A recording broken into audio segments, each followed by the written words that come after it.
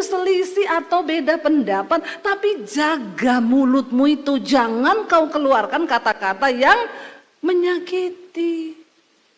Iya, karena perkataan itu setajam silet, bisa melukai sampai di hati. Kau marah sama anak boleh, tapi jangan kau kutuki anak. Kau lihat kau ya, kalau hidupmu tidak berubah seperti itu. Lihat saya, lihat kau dapat suami pemabok, jahat, penjahat. Kenapa anakmu kau kutuk? Kalau dia dapat orang jahat, kau juga yang repot nanti. Ya, Alkitab berkata, apa yang kau lepas di bumi terikat di surga, apa yang kau ikat di bumi terikat di surga. Semarah-marahnya engkau, usahakan keluarkan perkataan yang baik. Yang baik. Tapi itu bisa terjadi kalau hatimu dipenuhi oleh firman Tuhan. Ini bukan masalah gampang loh saudara. Banyak hidup orang Kristen terkutuk gara-gara salah ngomong. Kami percaya di dalam nama Yesus ada pemulihan terjadi, ada kesembuhan yang terjadi.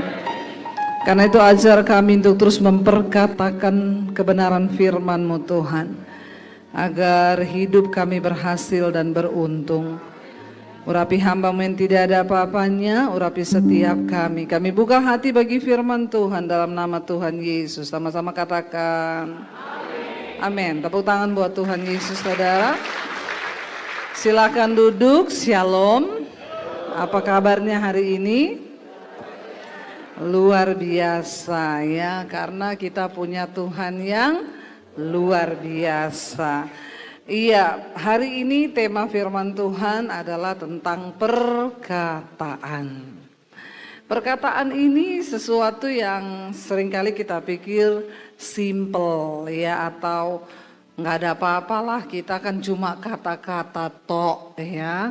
Tapi ternyata perkataan itu sanggup mengubah hidup kita, bahkan sanggup membawa kita tuh masuk ke dalam kebinasaan yang kekal.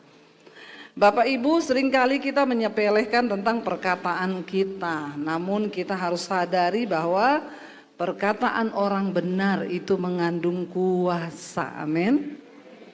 Firman Tuhan berkata, dengan perkataan engkau bisa membangun, tapi dengan perkataan pula engkau bisa membunuh atau mengutuk. Karena perkataan pembunuhan bisa terjadi, karena perkataan perceraian bisa terjadi, bahkan karena perkataan perang dunia juga bisa terjadi. Ya, cuma gara-gara perkataan. Jadi betapa pentingnya sebenarnya tentang perkataan ini, saudara. Saya pernah nonton berita di TV, ada seorang bos yang menghilang, seorang majikan. Lalu dicari tahu berapa hari hilang, istrinya juga nggak tahu. Waktu diselidiki, terakhir dia pergi meninjau bangunannya dia yang sedang dibangun, dan dia ketemu dengan seorang tukang. Dari situ pendalaman polisi dimulai, saudara. Ternyata terungkap bosnya ini sudah dibunuh sama karyawannya dan dicor dengan bangunannya. Makanya nggak ada nggak ada jejak, dicor di dalam bangunannya itu. Waktu ditanya sama tukangnya, kenapa kamu bisa bunuh bosmu? Saya tersinggung dengan perkataannya. Cuma gara-gara perkataan loh. Ada orang bisa terluka, tersinggung, lalu bisa bunuh orang. Jadi betapa pentingnya perkataan itu, saudara. Amin. Jangan anggap ini hal yang biasa. Ya, Tuhan Yesus berkata begini. Mari kita buka bersama, saudara, di dalam, ya, kita lihat dalam Injil Lukas, ya, Lukas 6 ayat yang 45. Apa yang Tuhan Yesus katakan, saudara, tentang perkataan ini? Lukas 6 ayat 45, kita baca bersama kalau sudah ada. Lukas 6 ayat 45. Ya, satu, orang yang baik mengeluarkan barang yang baik dari perbendaharaan hatinya yang baik. Dan orang yang jahat mengeluarkan barang yang jahat dari perbendaharaan hatinya yang jahat. Karena yang diucapkan mulut meluap dari hati. Ternyata perkataan kita itu sumbernya adalah hati. Kalau orang itu hatinya jahat, dia nggak mungkin ngomong yang baik. Kalau dia ngomong baik itu pencitraan. Ya, itu pasti pura-pura. Banyak kan orang itu manis ya omongannya, saudara ya. Saya nggak suka loh kalau ketemu orang, halo ibu, aduh luar biasa, ya ampun, ya saya bilang biasa aja, keles. Ya, lemah lembut di hadapan Tuhan tuh bukan seperti itu. Ya, kadang banyak orang bisa buat-buat, tapi tidak bisa dipungkiri kata Tuhan Yesus, hati ini adalah tempat perbendaharaan. Kalau hati kita baik, maka ucapan mulut kita juga baik. Kalau hatinya jahat, maka ucapan mulutnya juga jahat. Makanya Tuhan Yesus bilang, karena yang diucapkan mulut itu meluap dari hati. Jadi intinya di sini, kalau kita mau perkataan kita baik, maka kita harus menjaga hati. Jangan biarkan hatimu kotor. Kalau dalam hati kita yang penuh kepahitan, amarah, kebencian, kekecewaan, ya maka juga pasti mulutnya sampah semua, saudara.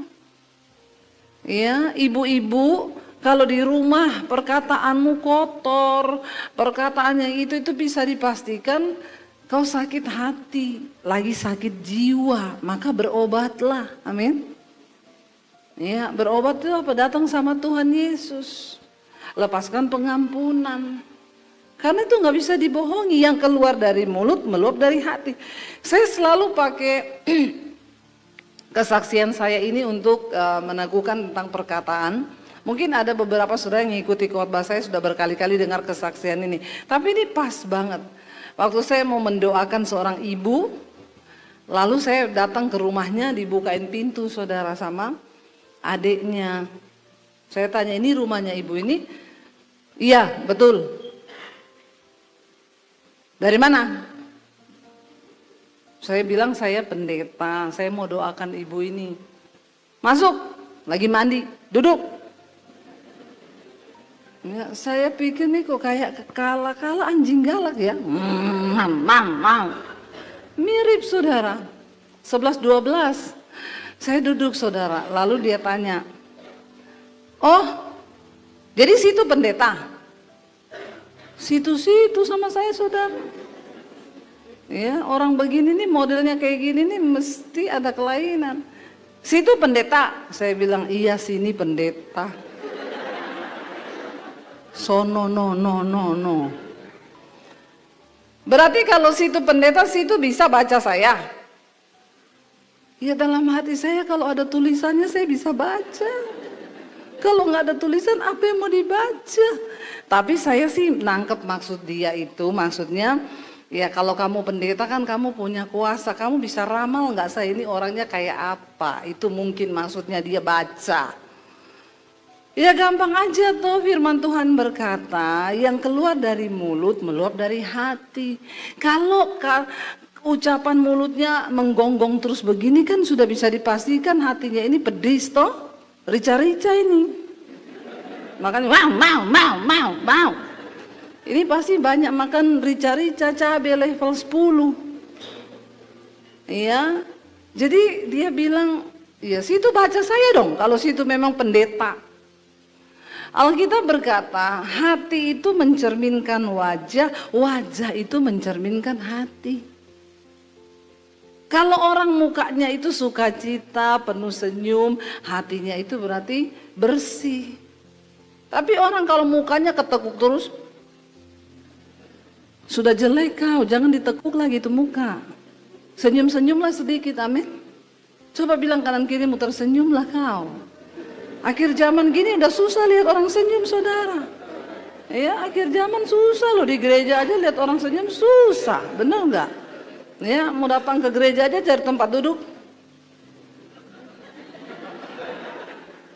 Mukanya udah ketekuk semua ini ya. Jadi gampang aja ketika saya ingat ayat itu, ya gampang lah ibu ini. Ya, coba situ baca saya. Ya saya pelan-pelan saudara. Karena orang begini tuh sakit jiwa loh. Dia bisa bunuh orang loh, bahkan bisa dicor ini. Kalau salah omong sama orang begini nih saudara. Ya, jadi tolong sambil saya ngomong ini saudara merefleksi dirimu ya. Kalau di jalan dikit-dikit emosi, itu hatimu kotor loh. Ya, kalau ada orang gelanggar mobil kita, terus saudara biarin aja, mungkin dia lagi buru-buru, itu berarti hatimu bersih. Tapi kalau ada orang mepet ini ngomong, nah itu hatimu limbah, sampah. Ya, jadi saya tuh sedikit menjaga jarak, lalu saya bilang maaf ya Bu, karena ibu suruh saya baca ibu. Kayaknya ibu ini banyak dikecewakan, ya. Jadi ibu perlu jamahan kasih Tuhan. Ibu banyak sakit hati, bu banyak dilukai. Ya saya tunggu aja saudara. Kalau dia nangis berarti jamah Roh Kudus. Tapi kalau tidak, wah dia berdiri dia lempar vas bunga di kepala saya ini. Saya juga sudah berdoa dan berjaga-jaga. Saya duduk, saya bilang begitu, tiba-tiba nangis saudara, tiba-tiba. Wah Roh Kudus ini aman saya. Jadi saya pegang pundaknya, saya bilang ibu, Tuhan mengasihi ibu, ya sepahit apapun yang orang perbuat kepada ibu, lepaskan pengampunan. Iya bu pendeta, bukan orang jauh bu, orang dekat. Memang yang bisa bikin kita kepahitan sakit hati itu orang dekat. Enggak ada ibu-ibu kepahitan sama sopir angkot. Enggak ada, saya belum pernah temuin ibu kepahitan sama siapa? Sopir angkot bu. Atau tiba-tiba ibu-ibu kepahitan sama siapa? Tukang sayur bu. Enggak pernah. Saya kemarin pesan tempe dibawain tahu bu. Enggak ada. Karena kita sama sopir angkot, sama tukang sayur enggak ada hubungan hati. Yang bisa melukai hati itu orang yang ada tempat di hati kita, men. Ya, suami bisa melukai istri sangat. Istri bisa melukai suami. Anak bisa melukai orang tua bisa melukai anak. Ipar adalah maut. Ya, sangat bisa melukai. Ya, itu kan ada sinetronnya, Ipar adalah maut. Indonesia ini kalau bikin sinetron memang top-top ya. Ipar adalah maut, ganteng-ganteng setan. Ya, serigala saudara, biar ganteng, kalau serigala buat apa? Di Indonesia banyak lagi ganteng-ganteng buaya, belum dibikin sinetronnya. Jadi saudara, yang bisa melukai kita orang yang ada tempat di hati kita. Makanya jangan isi hatimu dengan sampah, tapi isi dengan firman Tuhan. Ya, banyak ibu-ibu yang kepahitan sama suami. Karena ibunya kepahitan sama suami, dia sakit jiwa, anaknya jadi korban. Anak dikutukin, dipukulin, lalu akhirnya anak cari pelampiasan di luar, jatuh ke free sex, narkoba, kehancuran. Jangan biarkan hatimu kotor saudara. Ya, makanya juga ibu-ibu jangan cintai suamimu lebih dari engkau mencintai Tuhan. Amin ibu-ibu. Ya, jangan. Sampai ada ibu-ibu, bu saya mau bunuh diri. Kenapa? Suamiku selingkuh. Ya goblok. Suami yang selingkuh, ibu kok mau masuk neraka bunuh diri. Jangan cintai suamimu lebih daripada engkau mencintai Tuhan. Jangan ya dek ya. Ya jangan cintai suami lebih dari Tuhan. Karena suami itu kalau nggak dipanggil Tuhan diambil pelakor. Itu saja dua. Tapi suami-suami di sini semuanya sampai dipanggil Tuhan pasti, amin. Tidak dipanggil pelakor ya.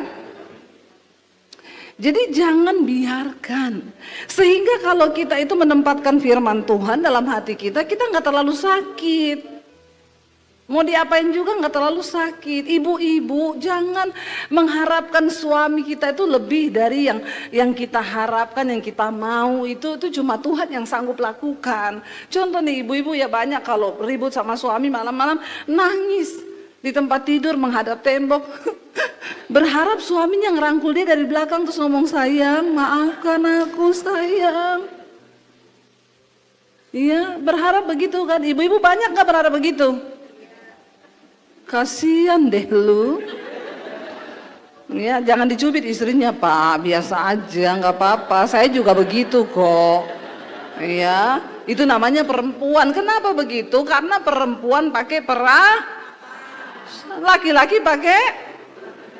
Kita lagi nunggu suami kita peluk dari belakang, minta maaf, kita nangis, tiba-tiba yang kita dengar, sakit hati enggak? Capcay enggak? Capcay deh. Jangan saudara.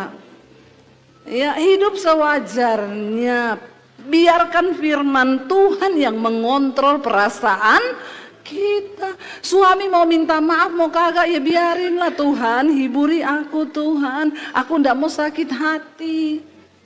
Ya, aku mau mengampuni. Begitu saudara. Karena kalau tidak kita biarkan sakit hati, perkataan kita itu jadi perkataan yang menyakitkan orang lain. Ibu itu saya layani, nangis saudara. Dalam nama Tuhan Yesus, Tuhan lepaskan ibu ini dari sakit hati. Jamah, biar kasih-Mu membalut. Lama saudara saya doain dia, selesai amin. Dia tersenyum, dia bilang, terima kasih ya Bu Pendeta. Saya bilang, iya Bu, sama-sama. Maaf Ibu, namanya siapa? Saya jawab, situ. Lah kok rohnya pindah ke saya ya? Enggak saudara, saya jawab, nama saya Debbie Bu. Oh iya Ibu Debbie, terima kasih ya. Ibu mau minum apa? Karena dia tanyanya sambil senyum, perkataannya manis, saya jawab, mau kopi Bu. Ya, kalau dia tanya begini, mau minum apa? Bilang aja kenyang Bu. Jangan kau jawab, jangan. Kalau kau jawab, keluar kopi pakai sianida, mati kau. Ya, karena bahaya ini kalau orang sakit hati, ya dia bikin sesuatu. Kenapa ada orang bikin kopi pakai sianida? Karena dengan hati yang terluka. Ya. Yesus berkata, yang diucapkan mulut meluap dari hati. Kalau mau perkataannya manis, lembut, isi hatimu dengan firman Tuhan. Supaya hidup kita dikendalikan oleh firman itu. Kenapa kita perlu pakai firman dalam hati dan hidup kita saudara? Ketika Tuhan memilih Yosua untuk menggantikan Musa membawa bangsa Israel keluar dari tanah perbudakan di Mesir menuju kepada tanah Kanaan, Yosua itu merasa saya ini masih muda loh. Apakah aku tuh mampu? Bahwa bangsa ini yang begitu besar ini tidak mudah saudara. Tapi Tuhan itu kasih satu tips sukses buat Yosua. Dikasih dia satu kiat untuk berhasil membawa bangsa itu. Tuhan tidak ngomong gini, Yosua, kamu berguru dulu belajar tentang militer. Ya, 1 tahun setidaknya. Lalu kamu latihan gym sana supaya ototmu kuat. Tuhan gak ngomong Yosua, kamu les matematika, les bahasa Inggris, les bahasa Mandarin, semua kamu kuasai, baru kamu maju. No saudara, Tuhan bilang sama Yosua apa? Jangan takut.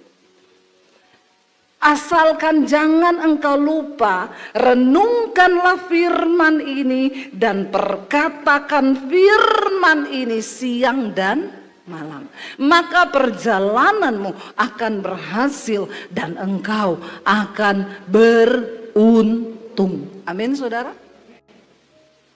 Sekarang banyak orang tua leskan anaknya untuk sukses supaya berhasil. Matematika diles, bahasa Inggris, bahasa Mandarin, semua diles, les kursus ini, kursus sombong, semua dikursuskan. Karena ada orang tua bilang kalau ndak sombong kau ndak sukses, harus sombong dulu. Heran saudara, tapi tidak ada satupun yang kursuskan anaknya firman Tuhan.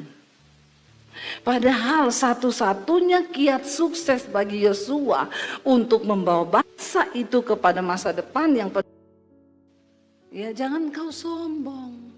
Sekarang itu saya melihat generasi ini saudara. Ya, kalau dia punya ilmu tinggi, sekolah di luar negeri, orang tuanya kaya, mungkin sombong-sombong masih agak-agak lah ya. Tapi ada yang udah hidupnya itu pas-pasan, ilmunya pas-pasan, sombong, nggak mau baca Alkitab, terus berharap sukses. Tidurmu terlalu miring kayak orang racun. Bangun, bangun, ya bangun. Karena kau bukan pewaris tapi perintis. Amin. Jangan pernah andalkan kekuatanmu tanpa firman Tuhan. Anak muda baca Alkitab. Karena firman Tuhan itu adalah hikmat, firman Tuhan itu petunjuk yang akan membawa engkau pada kesuksesan. Enggak peduli dunia berubah seperti apa. Kalau kau punya firman di hatimu, perkataanmu berhikmat, bijaksana, maka engkau bisa mewarisi bumi, kata Alkitab. Ya, saudara percaya enggak bahwa Alkitab itu ya dan amin? Iya, karena kita ini diciptakan Allah, kita bukan keturunannya monyet, amin. Ya, itu yang bikin teori manusia dulu berasal dari kera sudah bertobat loh sebelum mati. Bertobat, dia percaya bahwa yang bikin manusia itu Tuhan, ternyata bukan dari monyet berubah jadi manusia, bukan. Itu yang penemunya sudah bertobat, percaya Yesus. Lah monyet-monyet banyak yang belum bertobat. Yang percaya bahwa dirinya memang dari monyet. Kita kan bukan dari monyet, kita ciptaan Tuhan yang mulia. Amin. Karena itu, ayo Yosua berhasil. Supaya apa saudara? Di hidup ini kita berhasil dan beruntung. Banyak orang kelihatannya berhasil saudara. Pagi pergi kerja, pulang malam. Berhasil enggak? Sibuk terus loh. Ya sibuk dia.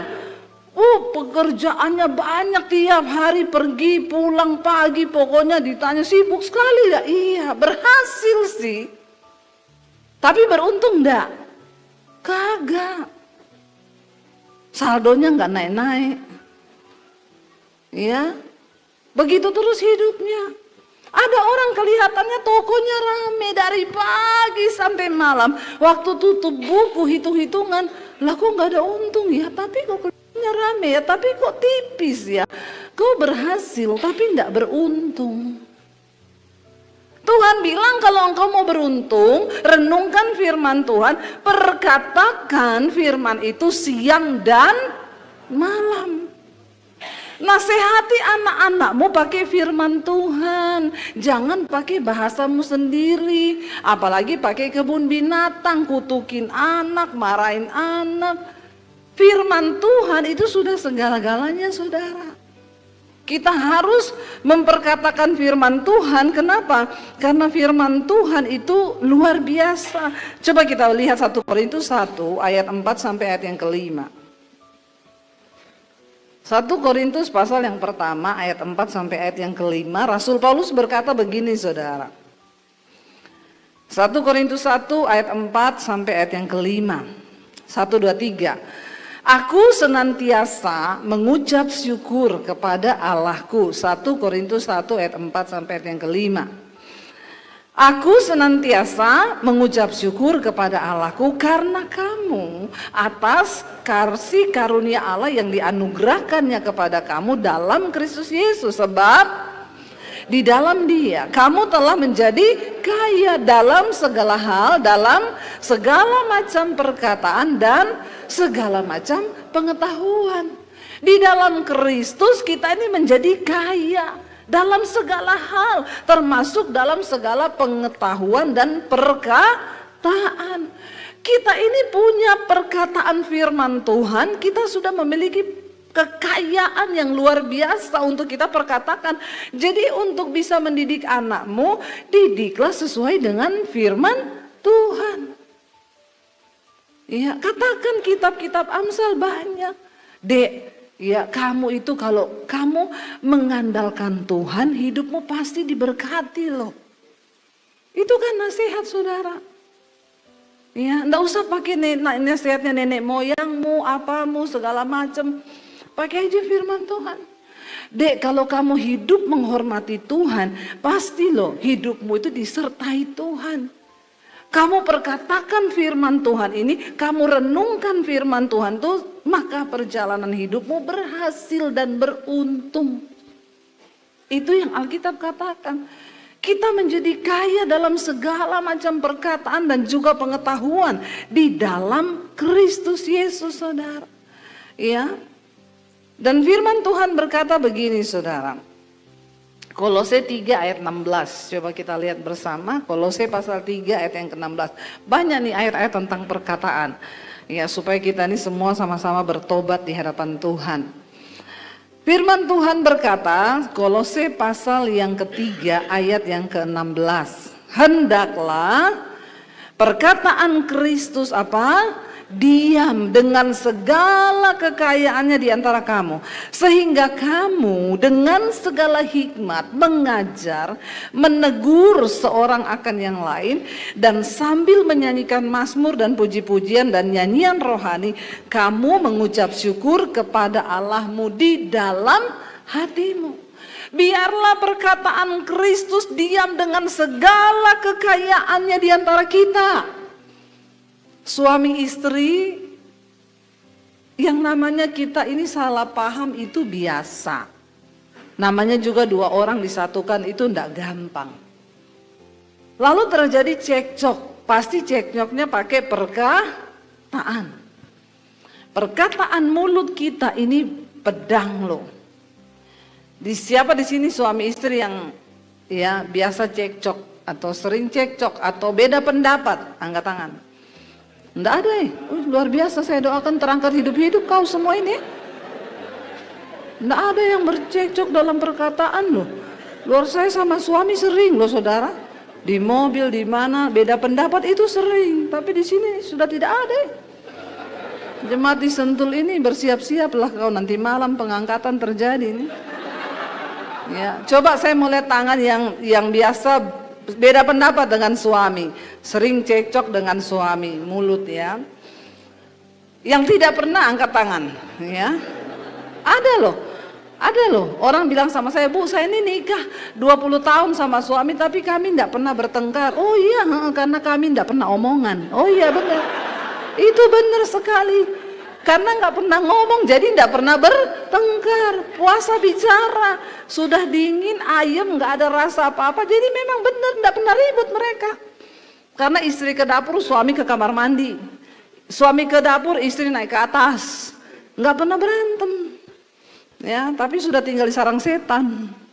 Karena nggak bicara. Saudara, namanya suami istri beda pendapat itu hal yang biasa. Tapi jangan haleluya, siapa yang jatuh-jatuhkan dari tadi piring, gelas ini pada lapar mau makan apa-apa ya. Oh haleluya ya.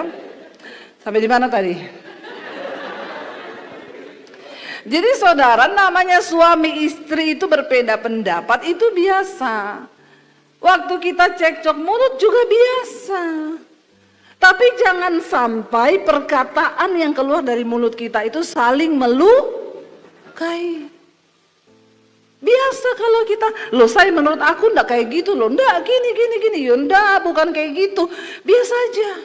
Selama tidak ada perkataan kotor, enggak ada perkataan yang memaki-maki, enggak ada perkataan yang mengutuk, itu biasa saudara. Tunjukkan kedewasaan imanmu. Jangan sampai kutuk turun atas rumah tanggamu. Ini cuma yang tadinya cekcok gara-gara mau pilih makan ini. Itu kan sering terjadi kan di mobil. Mau makan mana say? Suaminya jawab terserah. Ini kata-kata terserah ini memang mengundang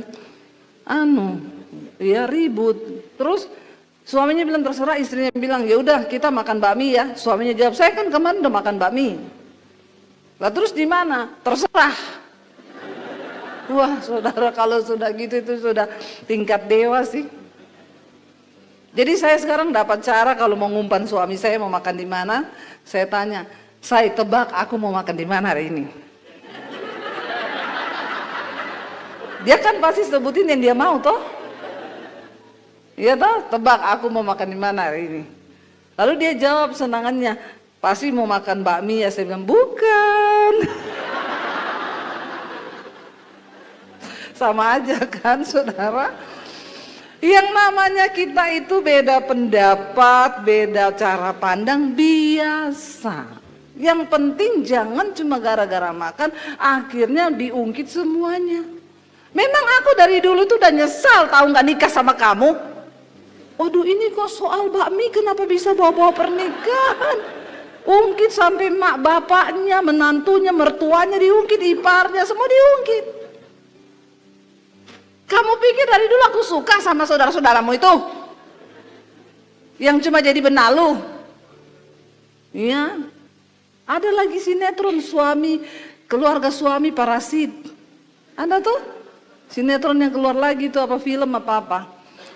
Saudara, kita boleh berselisih atau beda pendapat, tapi jaga mulutmu itu. Jangan kau keluarkan kata-kata yang menyakiti. Iya, karena perkataan itu setajam silet. Bisa melukai sampai di hati. Kau marah sama anak boleh, tapi jangan kau kutuki anak. Kau lihat kau ya, kalau hidupmu tidak berubah seperti itu. Lihat saya, lihat kau dapat suami pemabok, jahat, penjahat. Kenapa anakmu kau kutuk? Kalau dia dapat orang jahat, kau juga yang repot nanti. Iya, Alkitab berkata apa yang kau lepas di bumi terikat di surga, apa yang kau ikat di bumi terikat di surga. Semarah-marahnya engkau, usahakan keluarkan perkataan yang baik. Yang baik. Tapi itu bisa terjadi kalau hatimu dipenuhi oleh firman Tuhan. Ini bukan masalah gampang loh saudara. Banyak hidup orang Kristen terkutuk gara-gara salah ngomong. Ya, saya lihat dulu ada seorang ibu, dia kutukin anaknya, saudara. Anaknya banyak perempuan. Kalau marah, anaknya pulang malam, diteriaki, dasar memang kau pelacur. Semua anaknya jadi pelacur beneran loh. Bener, saya lihat tuh. Bener-bener ada satu nikah baik-baik, dibunuh sama suaminya. Ini terjadi di kehidupan nyata. Saya baru merenung, oh iya dulu saya sering dengar waktu anaknya masih kecil-kecil dia kutukin terus. Dibilangin gila lah, bangsat lah, semua kata-kata kotor. Itu kutuk. Dan Alkitab berkata kutuk tanpa alasan tidak kena. Tapi kalau ada alasannya kena kutuk itu. Makanya banyak keluarga Kristen hancur. Karena kata-kata yang dia lontarkan itu tidak sesuai saudara. Dan iblis tangkap itu, iblis ngomong, Tuhan ini anaknya mau jadi pelacur loh. Yang sebut mamanya loh, aku udah ikat nih perkataannya. Terjadi saudara. Anaknya satu laki-laki gila. Gila bener-bener. Saya pergi layani itu di rumah sakit jiwa. Dia minta, Bu tolong layani anak saya di rumah sakit jiwa sekarang. Saya pergi saudara, itu pelayanan pertama dan terakhir saya di rumah sakit jiwa. Saya datang, saya ketemu dia lagi di kerangkeng gitu kayak penjara. Kita mau berdoa ya. Dia bilang gini, aku Yohanes Pembaptis. Matilah saya saudara waktu itu. Langsung saya, waduh mau mati bener, saya terkurung di situ, mau lari juga nggak bisa lari lagi. Bagaimana ini? Terus iya kita berdoa ya. Saya bilang kamu namanya ini. Bukan, aku Yohanes Pembaptis. Terus saya bilang, ayo kita berdoa, saya mau tumpang tangan ya di kepalamu. Shh. Kamu ndak lihat di kepala saya ini ada helikopter 2 parkir.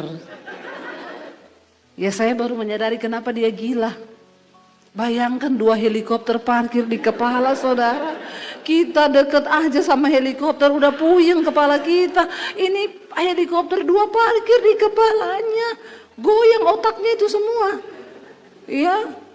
Aduh saya akhirnya mendoakan, baru mau doa lagi. Shh, saya mau kentut. Yaudah saya Tuhan jadilah kehendak-Mu dalam nama Tuhan Yesus, saya pulang. Sudah itu terakhir saya melayani orang yang sakit jiwa. Makanya sebelum kau sakit jiwa, jaga hatimu, amin. Jangan taruh kepahitan, iri hati, kebencian, sakit hati, kekecewaan, semua kau taruh. Ya, jangan saudara. Yesus berkata begini, coba kita buka Matius 12 ayat 34 dan 37. Ini dari versi yang lain, tadi Lukas ayatnya sama. Tapi saya pengen kita baca yang ini. Matius 12 ayat 34 sampai 37. Kita baca bersama-sama. Matius 12 ayat 34, 1, 2, 3. Hai kamu keturunan ular beludak, bagaimanakah kamu dapat mengucapkan hal-hal yang baik sedangkan kamu sendiri jahat? Sampai di situ dulu. Yesus berkata kepada ahli Farisi, kepada orang ahli-ahli Taurat, orang-orang Farisi, bagaimana kamu bisa mengucapkan yang baik karena kamu sendiri jahat? Tidak bisa saudara. Karena Yesus berkata apa? Karena yang diucapkan mulut itu meluap dari hati. Orang yang baik mengeluarkan hal-hal yang baik dari dalam perbendaharaannya yang baik, dan orang yang jahat mengeluarkan hal-hal jahat dari perbendaharaannya yang jahat. Tetapi kita baca dengan suara keras ini ayat yang berikutnya, tetapi Aku berkata kepadamu, setiap kata sia-sia yang diucapkan orang harus dipertanggungjawabkannya pada hari penghakiman. Karena menurut ucapanmu engkau akan dibenarkan, dan menurut ucapanmu pula engkau akan dihukum. Ngeri enggak saudara? Ngeri banget. Menurut perkataan kita akan dibenarkan, tapi menurut perkataan kita pula kita akan dihukum. Lihat ayat yang di atasnya tadi. Tetapi kata Yesus, ini kata Yesus loh ya, bukan kata siapa-siapa, kata Yesus. Tetapi aku berkata kepadamu, setiap kata sia-sia yang diucapkan orang harus dipertanggungjawabkan pada hari apa? Penghakiman. Kata sia-sia. Anak-anak muda sekarang ini banyak sekali mengucapkan kata sia-sia. Saya sering dengar kalau anak muda tuh omongan di mall atau di mana, hei ya ampun, ya kita kok kamu kok baru ketemu gini gimana sih? Iya anjir. Kalau ketemu di mall ini anjir, apa itu anjir coba? Hello anak-anak muda, terutama Gen Z ini. Ngapain sih harus pakai anjir itu? Banjir. Itu kata sia-sia. Dan kata itu harus kamu pertanggungjawabkan loh. Bukan saya yang ngomong loh, ini Tuhan yang ngomong loh. Karena setiap perkataan sia-sia yang keluar dari mulutmu harus dipertanggungjawabkan pada hari penghakiman. Hati-hati sama perkataanmu. Iya anjir. Apalagi? Banyak itu kata-kata yang gak penting diucapkan sama anak-anak muda zaman now. Iya. Gak penting diucapkan, apalagi kata-kata gaul sekarang yang sering diomong-omongin tuh. Ya, hati-hati loh, hati-hati. Kalau nggak penting nggak usah diomongin. Amin. Ngapain kita ngomongin yang tidak penting? Nggak pakai jir bisa nggak sih? Ya, nggak usah saudara. Jangan cuma mau terkesan kita nih gaul, ya oh kita ini ya, sehingga kita ucapin kata-kata yang artinya itu negatif, tapi kita suka pakai. Kamu nggak gaul loh kalau kayak begitu. Nggak gaul itu.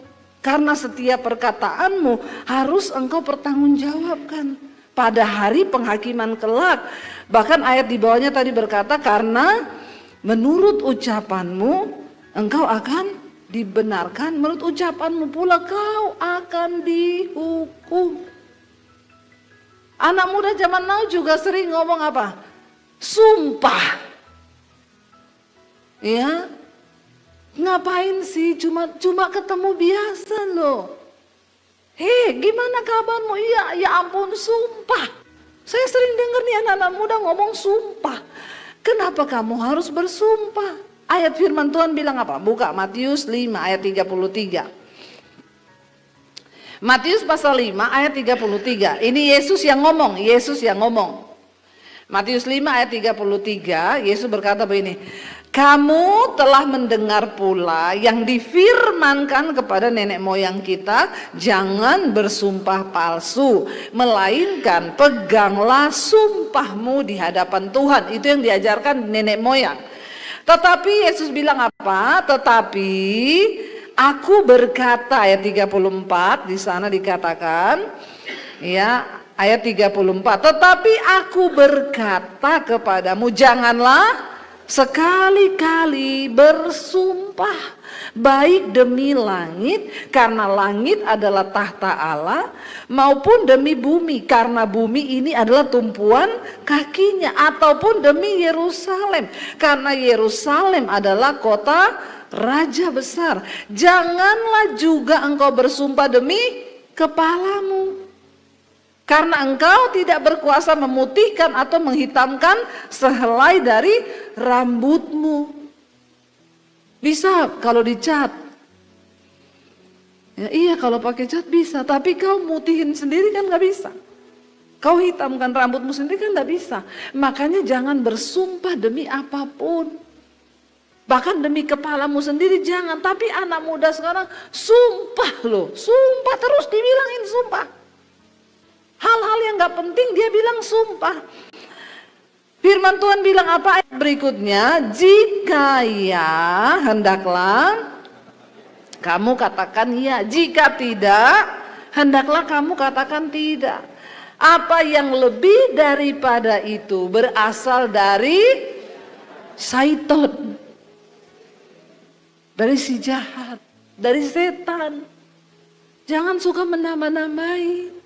Kalau nggak penting nggak bisa bilang sumpah. Anjir, apa ini saudara? Iya, di dalam keluarga kita pun ayo Bapak Ibu kita belajar untuk menjaga perkataan kita, karena hidup mati itu dikuasai oleh lidah. Siapa suka menggemakannya akan memakan buahnya. Kalau yang engkau gemakan sumpah, kata-kata nggak penting, kata-kata sia-sia, kata-kata itu dibilang siapa suka menggemakannya akan memakan buahnya. Artinya apa? Saudara coba masuk ke dalam gua yang bergema. Kalau engkau teriak begini, kutuk, maka baliknya apa? Kutuk, kutuk, kutuk, kutuk. Ini yang dinamakan bergema. Balik lagi ke dirimu, yang engkau katakan kutuk itu akan berbalik kutuk kepadamu. Tapi kalau saudara katakan berkat, baliknya apa? Berkat, berkat, berkat. Nggak ada saudara teriak kutuk terus berkat, kutuk, berkat itu ada setan di dalam. Ya, atau sebaliknya berkat, kutuk, berkat, nggak ada. Makanya Alkitab bilang siapa suka menggemakannya akan memakan buahnya. Kalau engkau suka memperkatakan yang baik, maka engkau akan menerima semua yang baik. Ya, coba usahakan atau berusaha untuk memperkatakan firman Tuhan saja. Waktu usahamu sepi, ya perkatakan Tuhan, kami percaya. Mungkin hari ini sepi, tapi kami tahu berkat Tuhan itu akan menyertai kehidupan orang-orang yang takut akan Tuhan. Firman Tuhan itu perlu didengar terus, perlu diucapkan terus supaya benar-benar terjadi dalam hidup kita. Jangan bersumpah demi apapun, ya karena ya sumpahmu itu tidak benar kata firman Tuhan. Walaupun kau bersumpah atas nama, banyak orang-orang itu berani loh bersumpah-sumpah sekarang. Ya, suami jangan kau berani bersumpah. Kalau istrimu tanya, kau selingkuh enggak? Ya, sumpah loh, sumpah. Biasanya yang berani bersumpah itu malah memang melakukan sih. Ya, jadi jangan ya bersumpah ya. Kalau ya katakan ya, tidak katakan tidak. Yang lebih dari itu datangnya dari syaitan. Jadi mari kita belajar untuk jaga mulut kita, jaga perkataan kita. Apa yang sering kau perkatakan itu yang akan bergema kembali ke dalam hidupmu, saudara. Yang terakhir kita baca sama-sama, kita buka. Tadi ya Pak Gembala buka di dalam Efesus ya, Kolose 4 ayat 6. Kolose 4 ayat 6 ini ayat yang dikasih dari gereja saudara, dikatakan, hendaklah kata-katamu senantiasa penuh kasih, jangan hambar, sehingga kamu tahu bagaimana kamu harus memberi jawab kepada setiap orang. Artinya apa? Kitab Amsal berkata, perkataan yang diucapkan tepat pada waktunya itu seperti apel emas di pinggan perak. Kalau memang suasananya lagi tidak enak, istri kita juga harus tahu keadaan untuk ngomong dengan suami. Kalau ngomong sesuatu yang tegang-tegang, cari yang waktunya itu agak santai. Cari kesempatan untuk bisa bicara ya dengan baik. Ya, karena perkataan yang diucapkan tepat pada waktunya itu akan mendatangkan berkat dalam hidup kita. Sebaliknya ya, kalau suamimu baru pulang kantor, suamimu lagi dalam keadaan penat, ya jangan ditanyai saldonya. Amin. Kasih teh dulu, amin. Bikinin, kasih makan dulu, ya dipijetin dulu, baru nanya tentang saldo. Kadang-kadang perkataan itu bisa membunuh. Banyak perceraian terjadi karena perkataan lo, saudara. Ya, tersinggung dan lain sebagainya sehingga tidak terjadi. Ya, karena itu firman Tuhan berkata, hendaklah kata-katamu senantiasa penuh kasih, jangan hambar, sehingga kamu tahu bagaimana kamu harus memberi jawab. Perkataan yang bijaksana itu kepada setiap orang. Jadi ingat saudara, firman Tuhan berkata kalau kita mau sukses, perkatakan firman Tuhan, maka hidupmu berhasil dan beruntung. Kita nggak perlu takut keadaan zaman hari-hari ini yang seperti apa, tapi mari kita mulai memperkatakan firman Tuhan. Tapi juga jangan sesat, karena sekarang banyak ajaran-ajaran yang sesat. Ya, di satu kota saya pergi, orang-orang gereja kena, saudara. Jadi ada satu pengajaran, bukan satu pengajaran, ada satu orang ngaku orang kaya, dia katanya hamba Tuhan, lalu dia mulai mengajar, ya bagaimana untuk hidup sukses. Dia bilang begini, nggak perlu lagi berdoa sama Tuhan minta uang, karena sebenarnya uangmu itu sudah ada di dunia ini, tapi masih ada di dompetnya orang-orang, masih ada di rekeningnya orang-orang. Enak sekali saudara. Enak sekali. Coba tolong punya kepekaan ya, kalau doa juga kadang ada pendeta-pendeta yang suka alay lebay ngomong, tetap percaya Bu, karena berkatnya Ibu lagi OTW. Sudah dalam perjalanan. Saya bilang ketahan di JNE. Ya. Ini aneh-aneh saudara. Jadi itu dia mengajarkan, tidak usah berdoa minta uang sama Tuhan. Kamu cukup perkatakan, pegang uang 100.000, dikasih contoh. Keluarkan coba uang 100.000, keluarkan berapa lembar. Sekarang ucapkan, lihat uangmu, lihat saudara. Katakan, hai uang. Ya, ajaklah teman-temanmu. Ya, hai uang-uangku yang masih ada di dompetnya orang-orang, yang masih ada di rekeningnya orang-orang, datanglah kepadaku, ajak teman-temanmu sebanyak-banyaknya dalam nama Yesus. Dan yang gilanya, banyak orang-orang Kristen ikut. Bahkan beberapa hamba-hamba Tuhan. Ngeri saudara. Iya. Cuma omong-omong sama uang begini berharap jadi kaya. Keong racun lagi. Terlalu banyak tidur ini. Dan dengar terakhir mereka cerita ternyata orangnya itu nipu. Dia bilang kalau kamu mau menggandakan uang, kasih store ke saya uang. Ada yang ngasih 2M, 1M. Sekarang orangnya lari. Dia sudah bawa lari 50 atau 60 miliar. Yang kena orang-orang Kristen. Begini ini saudara, kalau minim pengetahuan firman Tuhan, tapi kepengen cepat kaya. Kalau pengen kaya, Alkitab bilang Tuhan memberkati tangan orang rajin. Karena orang rajin itu pasti diberkati dan disertai Tuhan.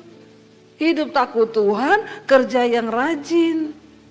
Jangan lihat uang terus, hai uang, ajak teman-temanmu. Sebentar lagi kau juga masuk rumah sakit jiwa ini begini nih. Sekarang sudah gila semua itu pengikutnya. Kenapa? Nyari orangnya, rumahnya kosong, orangnya lari bawa uang puluhan miliar. Seneng dia cuma berbasis begitu. Kayaknya kalau saya juga nipu jemaat ini cepat juga bisa kali ya. Saya bilang, hai jemaat, ya kasih uangmu sama saya. Jangan jadi jemaat bodoh saudara. Makanya pegang firman Tuhan. Sehingga apapun pendeta bilang, ada juga pendeta ngajar-ngajari, jual rumah, kasih hasilnya untuk pelayanan saya, maka kamu akan diberkati. Ada yang datang sama saya, Bu Debbie, saya sekarang gak punya rumah. Rumah ibu mana? Sudah saya jual. Waktu itu ada pendeta suruh jual katanya buat pelayanan. Terus sekarang saya gak tahu tinggal di mana. Ya tinggal sama pendeta itu kau. Yang datang sama saya, pergi sama pendeta itu, bilang saya gak punya rumah sekarang, mau tinggal sama Pak Pendeta atau Ibu Pendeta. Ada saudara orang karena engkau tidak punya firman, engkau tidak memperkatakan firman. Makanya gampang dibodoh-bodohi. Saya berdoa hari ini saudara pulang dengan perubahan, amin. Yang datang suami istri coba lihat-lihatan bilang, sayang nanti kita perkatakan firman Tuhan ya, cepat. Kalau berantem, perkatakan firman Tuhan ya. Lihat istrimu, enggak usah lihat istri orang. Lihat istrimu sendiri. Ya, kita pun kalau marahan kita ngomongnya ya yang bijaksana ya gitu ya, supaya jangan ada perkataan kotor yang membawa kutuk dalam kehidupan kita. Saya undang para imam musik maju ke depan. Mari kita saudara mau mempraktekkan firman Tuhan. Ingat Tuhan memberi tips kepada Yosua untuk perjalanan kehidupannya berhasil dan beruntung. Tuhan bilang jangan kau lupa, perkatakan firman Tuhan itu siang dan malam. Maka perjalananmu akan dibuat berhasil dan beruntung. Karena rancangan Tuhan adalah rancangan yang terbaik. Kita mau bilang mulutku penuh dengan pujian kepada Tuhan. Kita bangkit berdiri bersama saudara. Biarlah mulut kami penuh dengan puji-pujian kepadamu Tuhan.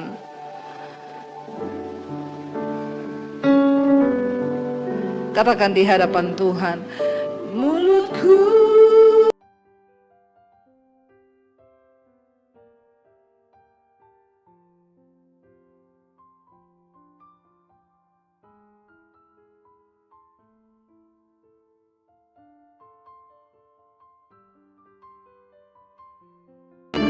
mari tundukkan kepalamu dalam hadirat Tuhan. Katakan di hadapan Tuhan, Tuhan kami mohon pengampunan. Kalau sekiranya selama ini kami sering memperkatakan perkataan yang sia-sia, perkataan yang mengutuk tanpa kami sadari, perkataan kami itu berbalik menjadi kutuk dalam hidup kami, dalam pekerjaan kami. Kami cabut semua perkataan-perkataan yang pernah kami ucapkan atas istri, anak-anak kami, atas hidup kami sendiri, atas pernikahan kami. Kami cabut di dalam nama Tuhan Yesus. Kami mau mulai belajar memperkatakan firman Tuhan, bahwa rumah tangga kami diberkati Tuhan, bahwa Engkau Tuhan yang baik yang menyertai perjalanan hidup kami. Kami mau belajar memperkatakan firman-Mu Tuhan, bahwa orang yang mengandalkan Tuhan akan diberkati oleh Tuhan. Ampuni perkataan-perkataan kami yang menjadi kutuk atau menggemakan semua hal yang tidak baik hari-hari ini. Kami melepaskan berkat buat anak-anak kami, mereka jadi anak-anak yang takut akan Tuhan, yang menyenangkan hati Tuhan dan membanggakan hati Tuhan. Terima kasih Bapa buat setiap kebenaran-Mu. Biarlah firman Tuhan menjadi benih dalam hati kami, dan perkataan yang kami lepaskan menjadi benih yang kami tabur, yang satu saat akan kami tuai Tuhan. Kebaikan, kebenaran dan berkat-berkat Tuhan yang akan kami lihat menyertai hidup kami. Roh Kudus yang akan terus menyertai hidup kita mulai dari hari ini bahkan sampai kali yang kedua. Tuhan Yesus datang kembali, nama kita tercatat di dalam kitab kehidupan. Karena itu mari kita berkata di dalam nama Tuhan Yesus, katakan bersama.